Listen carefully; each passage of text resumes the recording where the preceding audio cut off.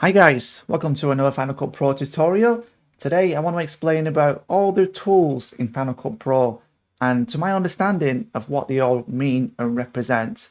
So without further ado, let's get straight into it. Alright, so here we go, our tools are here. We've got select, we've got trim, position, range selection, blade, zoom and a hand.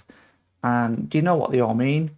Okay, I mean, you may not understand them. I probably don't understand everything, but I think I do. I'm at the point where I understand enough to make this video and explain a few things. You want A select is your default. It is the safest because you can just select things, you can move things around a little bit, but it is linked to the magnetic timeline in select. So you've got to be very careful moving things around in select mode. But basically, it's always my go-to default, safest and less destructive kind of one as a tool of the lot. So whenever you go to a different tool, say blade, you're cutting, always go back to A because blade is most destructive and do most damage. And in A, in select, the only thing you can do damage to timeline is by moving them around and letting the magnetic timeline just put things out of sync, out of place with your audio and things like that. The select is default pretty much in my eyes. So A, always remember A. If you're unsure which tool you're in, just press A. All right, trim. Trim is an interesting one. Now we can just go to the edge of the clips. We can extend them. Or we can shorten them. We can add fade to the edge of the clips by pressing Option T. So now I've got to A again because I want to just zoom in, Command plus plus plus, and we can see that the fade, the Option T has come in. You may not see it because it's like so small, but you see that clearly. The Option T has worked. You can also use the slip edit tool with the trim. So if you want to change position of which clip is showing, I'll just shorten that. So if I'm in press T for trim, I'm in here, and if I start to drag around, I am changing which that you see on the left and right, the beginning and the end of the clip. So this is like a slip edit, the trim. And like I said, those are the two main ones which I understand trim to be useful for. And no, I don't want to stay in trim because it can do all sorts. So I'm just going to undo that actually. I don't want to damage my timeline because I am working on my original footage. I've not duplicated it for some reason. Maybe I'm crazy today. Go back to A again, right? So I hope that explains a little bit about the T trim tool. I use that mostly for the Option T for fading the edge of the clips, but of course you can do the slip edit and you can also kind of trim, of course. Right, position is an interesting one. Position is a bit like the A one, which is a select, but I see position as being disabling the magnetic timeline because when you move things around, nothing else is coming out of sync. It's making a slug with your clip. So I find if you want to move things around, always go into P if you don't want the magnetic timeline kind of putting your timeline not how you want it. You may not want, and you've got very kind of finely tuned clips to the beat. You need to make sure you don't put those out of sync by being in the A tool. So always be in position so you're not being destructive in that way. So I'm just going to undo that. So yeah, I see position is what it suggests, really, is what it's named after, positioning things around, and it is disabling also the magnetic timeline, which is a lot of people get lost and they don't know how to disable the magnetic timeline. It does take some learning, right? So yeah, you can move things around, position tool. You can put clips on top for B-roll, and then you can edit and move this around, reduce the blank clip, keep the blank space if you want to your liking. So That's how I see position. Right, range selection. Okay, range is you want to, it's a bit like in and out points. All right, so just say you want to export a short section of the time of the clip, the timeline. Right, so we'll just like click it here and drag there. We've got 16 seconds there.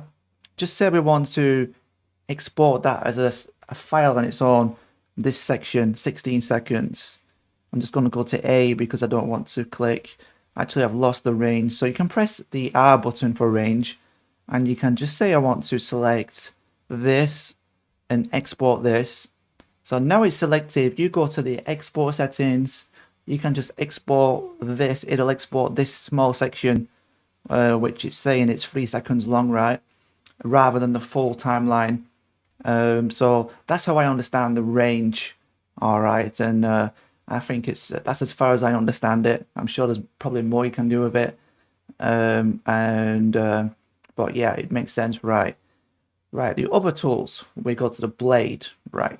The blade or the razor. I believe this has been updated in the latest kinds of versions of Final Cut Pro.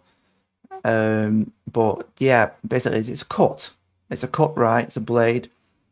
You want to cut through your timeline. First of all, we need to get rid of this range. I don't want this range to keep selected. So I just went to A. I went to select and clicked. So we go back to the blade tool. You can press B. Right, so yeah, we're going to cut this section, right? Well, we'll do this one first. We click it. Okay, that's made a cut there, right? So it's very simple, right? So we won't do that. Right, we want to cut this one. All right, we've cut it, but it's not cut the underneath one. And it's like, you know, you don't want to leave like the audio out if you're not putting it together, you're making one cut. So that's a little confusing in itself. All right, so how do we cut right down through the timeline through multiple tracks? Well, I'll show you how right now. You hold Shift and click, and that clicks all the way down. I cannot see clearly it's done it, so I go to select A, and boy, if I click away, you can see clearly it is cut there. It is cut all the way down. You know. Cut is the main thing you've been doing editing. You really, you know, if you don't do anything else, just got to cut the boring bits out and make the video shorter, make it more interesting. I'm going to want to do that because I don't want to cut my timeline up. So yeah, that's pretty much it for the blade. It's really useful. You know, we use that all the time. These days, I use to cut. I don't use the blade tool. I use more like option brackets, like, and it just cuts from the ending. I select to the points I want to keep. But actually the shortcut I use without going to this tool, if I want to just cut in the middle, I don't want to cut the beginning or the ending, because you cut the beginning, you're going option left bracket. I mean, this method of cutting is sort of much faster, and option right bracket. But if I want to cut in the middle, sometimes for a certain reason you want to cut, I just press Command B, and it cuts it. I find that easy. I remember Command B. I just find that faster and easier, more automatic than going to the blade tool and having to change like to the blade, because even then I can stay in select. And just cut what I want by Command B, just by selecting the playhead. So it's really good in itself, right? But yeah, we go to zoom, right? Zoom. This explains itself, right? Yeah, we just like zoom in the clips. We can zoom in, and then at first you're thinking, my God, how do I zoom out again? You know, I've zoomed in. How do I zoom out? It's not so, you know, if you don't know, you don't know, do you? So now you really zoomed in. But with many things, what counters this problem on a Mac is holding Option. Same in Photoshop. If you're zooming in and you want to change that around, switch it to zooming out, just try the Option key. And I didn't even like know for sure, but I just did it by instinct. And you see, press Option, and it zooms out. All right, so, but I don't actually use this method. What I use when I'm editing, I'll just go to the select tool again by pressing A. And when I zoom in and out, I always just do Command plus, Command plus, Command minus. Just more of an instinct. I just know it better. I just think it's faster. Right, the next tool, the last tool, is the hand tool. Right, the hand is pretty much what it is, really. It's just basically what I see is you drag the timeline across.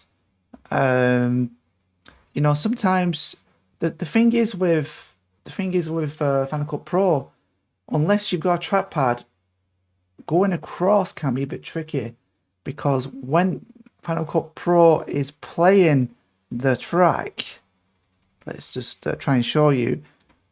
When it's playing, it does not drag the timeline across. It's gone out of the screen. And if you're just using a keyboard and a mouse, see, until you stop it, it doesn't switch. But if you're playing continuously, the timeline doesn't move with the playhead. And as far as I know, Final Cut Pro have not implemented this into it. But I was using an Apple Magic Keyboard and just a mouse, and there's no trackpad, and I find it difficult to, how do I go across? It's really difficult. I mean, I've gone back to the actual the laptop itself, the trackpad, but this hand tool, which is also H, of course. I guess if you're not using a trackpad, you're just using a mouse and a wireless keyboard, Magic Keyboard, you can just go to the hand and drag across like that. But it would be much easier if your timeline moved with the playhead automatically. So I hope that explains all the tools. That's my understanding of them, and I hope you learned something from this as well, because I did show you my techniques. I don't always use these tools in the way that originally what they're intended for, because there's faster ways of doing it, which I explained. Please consider subscribing. You know, I've got loads of tips, short videos. This is a longer video on this channel. I just wanted to go more in depth on the tools, and I don't know if anybody else has done a video like this, but this video will be super unique to my understanding. I've got a few years experience with this. So yeah, consider liking the video, subscribing, and until the next video, thanks so much for watching. I really appreciate it. See you in the next video. Peace.